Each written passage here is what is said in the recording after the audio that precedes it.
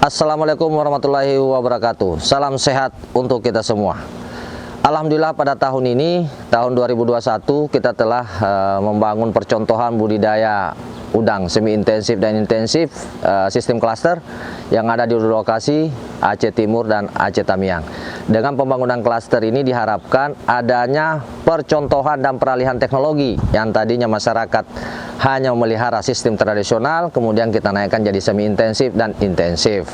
Kedua lokasi ini diharapkan menjadi trigger atau penyemangat buat yang lain bahwa tambak tradisional ini bisa kita upgrade menjadi semi intensif dan intensif. Harapannya ke depan bahwa dengan adanya dua lokasi percontohan ini diharapkan masyarakat sekitarnya juga ikut mendapat dampak serta dapat mencontoh pola budidaya semi intensif dan intensif ini.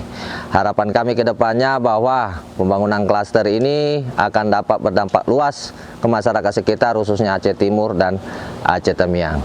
Semangat budidaya!